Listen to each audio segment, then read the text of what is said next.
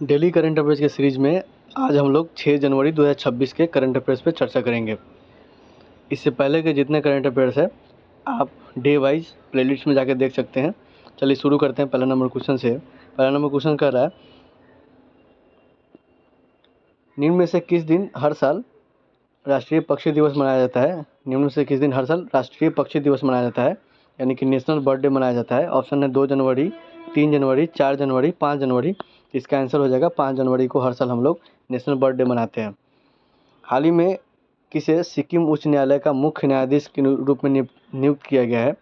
Option है सोमेन सेन, रेवती प्रशांत मोहिते डेरे, या मोहम्मद मुश्ताक, या संगम कुमार साहू।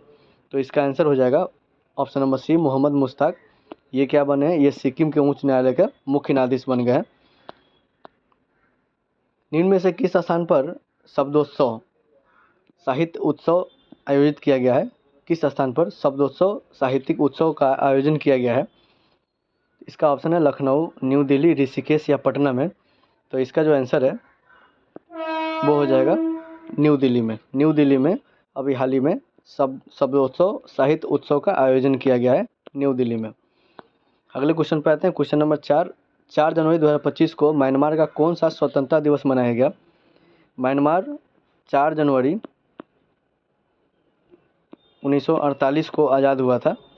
तो ऑप्शन है 78th, 79th, 80th, 81st।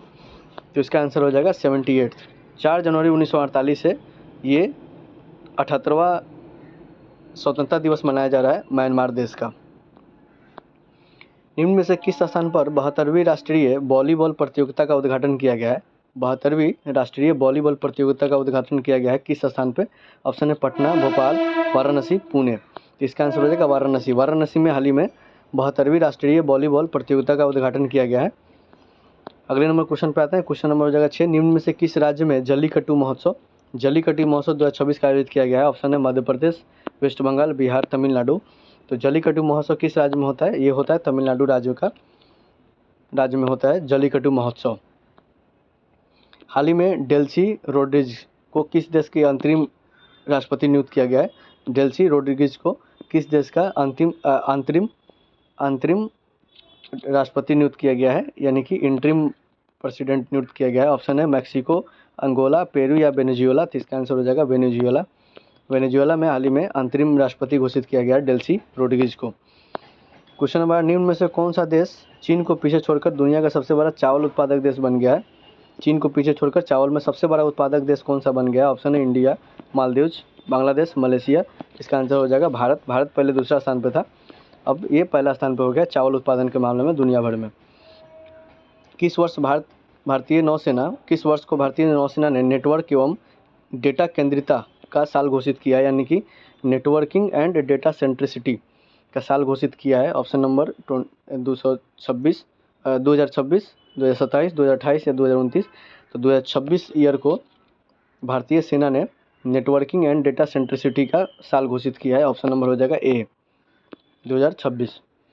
हाल ही में किस स्थान पर खेलो इंडिया बीच गेम्स का दूसरे संस्करण का उद्घाटन किया है?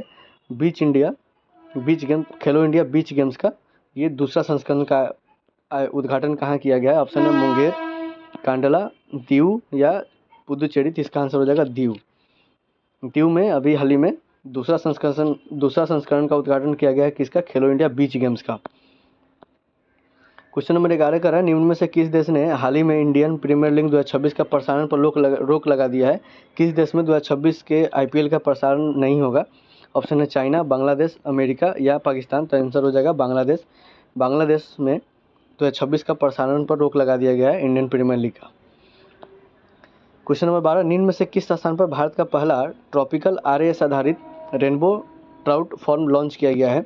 किस स्थान पर भारत का पहला ट्रॉपिकल RAS आधारित रेनबो ट्राउट फॉर्म का लॉन्च किया गया है? ऑप्शन है हैदराबाद, जोधपुर, पटना या अमरावती। इसका आंसर हो जाएगा हैदराबाद में लॉन्च किया गया है भारत का पहला RAS आधारित रेनबो ट्राउट फॉर्म लॉन्च किया गया है। कहाँ पे? हैदराबाद में।